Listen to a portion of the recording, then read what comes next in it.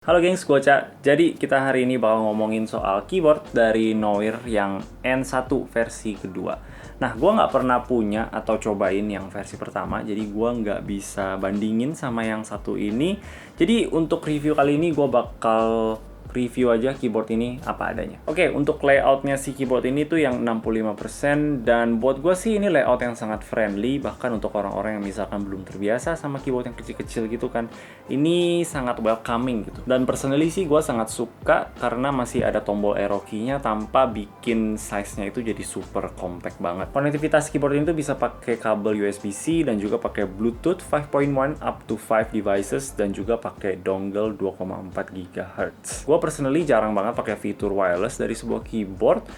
Gue lebih kayak ya udah colok aja gitu pakai kabel. Lagian kabel keyboard sih gue rasa nggak mengganggu banget. Tapi untuk kalian yang suka pakai keyboard kalian di mode wireless, ini super nice. Gue actually coba juga pakai dongle-nya yang 2,4 GHz itu untuk main game, dan gue nggak rasain ada delay gitu. Dongle-nya gue colok di USB extension, ini dari Logitech by the way, yang gue cuman tempel aja di meja. Dan saat itu gue juga pakai mouse yang wireless juga gitu, jadi dua-duanya wireless, dan gue nggak ngerasain ada gangguan atau ada delay gitu. Semuanya aman-aman aja. Menurut gue tipe wireless ini sangat cocok untuk kerjaan sehari-hari gitu, untuk ketik atau untuk apa kayak yang nggak terlalu intens banget. Kalau kalian pemain game yang hardcore gitu, gue sih tetap saranin pakai kabel aja. Untuk baterainya ini ada di 1400 mAh, dan Noir klaim ini bisa sampai 70 jam kalau RGB-nya itu mati. Untuk tipe switch-nya kita dapat 3 varian, yaitu adalah Gateron Red, yellow, dan juga brown. Kalau kalian nggak suka sama tiga-tiganya, ya gampang aja tinggal diganti karena sekarang udah hot swap dan PCB-nya itu udah support 5-pin switch. Jadi kalau misalkan kalian punya switch yang ada 5 pinnya itu nggak perlu dipotong-potong lagi. Untuk stabilizer-nya ini udah di factory loop, dan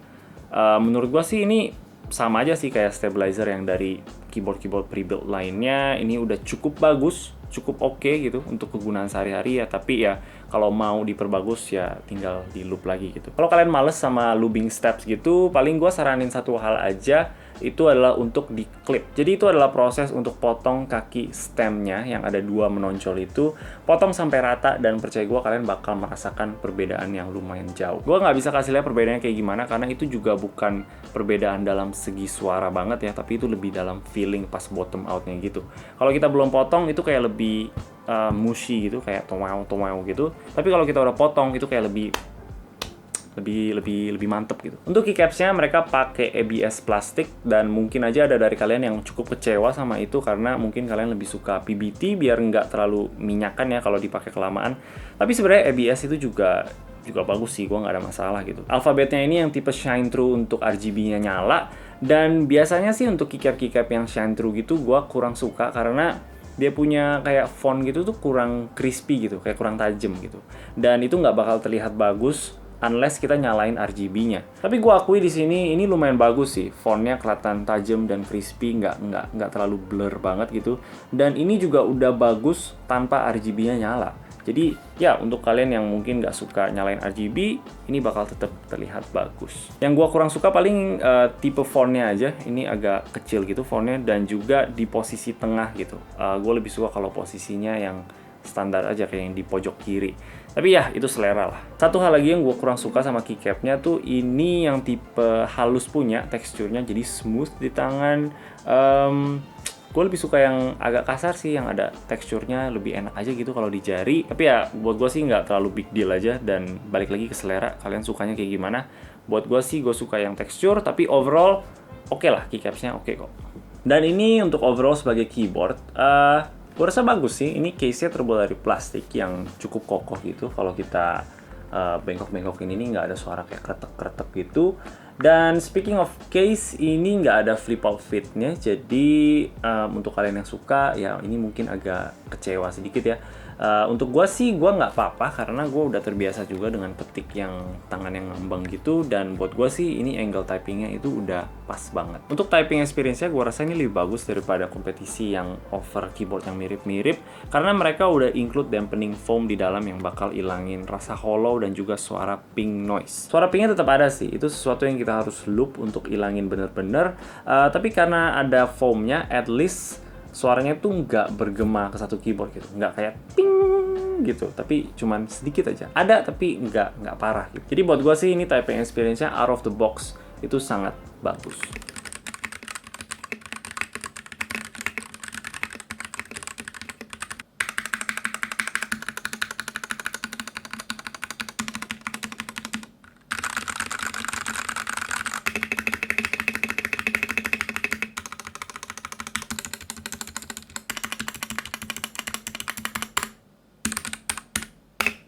Dan dengan sedikit TLC, Tender Loving Care, kalian bisa bikin keyboard ini lebih enak lagi.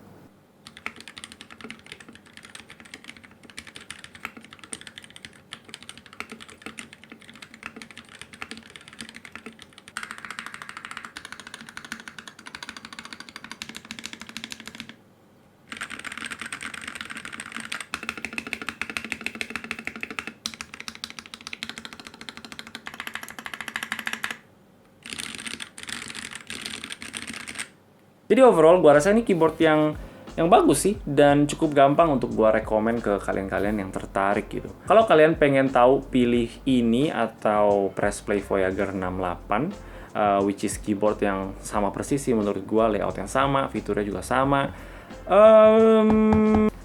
Kalau dalam segi desain sih gue lebih suka si Press Play karena bezelnya itu lebih tebal gitu. Si Noir itu bezelnya tipis dan gue nggak tahu kenapa ya kalau bezel tipis di keyboard itu agak sedikit off sih, agak sedikit aneh sih, jadi nggak proporsional bentuknya. Perbedaan lain itu paling si Noir tipenya ini tray mount dan si Press Play ini tipenya, gua rasa sih ini tipe sandwich mount sih. Soalnya PCB-nya itu nggak di screw in ke bottom housing-nya, ini cuman plate-nya yang dijepit antara bottom housing dan juga top housing-nya. Jadi gua rasa sih ini sandwich mount. Tapi walaupun mounting style-nya mereka beda, gua rasa sih feeling ketiknya sama-sama aja sih. Mereka lebih kayak firm atau lebih keras gitu, nggak ada flex sama sekali. Kalau untuk suaranya gue rasa ada sedikit perbedaan. Gue juga tes untuk kalian dengar biar kalian bisa lihat juga. Tesnya ini dua-duanya pakai Gateron Yellow KS3 yang udah di loop juga pakai Krytox 205G0 dan springnya itu pakai 105G0. Masing-masing juga bakal pakai keycap yang sama, yaitu keycap bawaan dari si Noir. Mereka juga sama-sama ada foam di dalamnya. Si Noir pakai foam bawaan sendiri, si Press Play itu pakai foam third party yang gue masukin. PCB dan plate-nya itu bawaan keyboardnya masing-masing of course, dan keyboardnya juga di kondisi yang sama,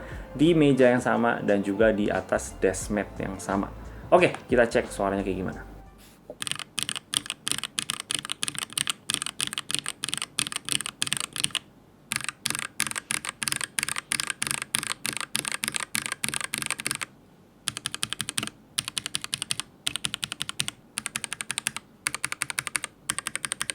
Oke, jadi dari yang gue denger sih, si Noir itu lebih deep, kayak lebih talk gitu daripada si Press Play.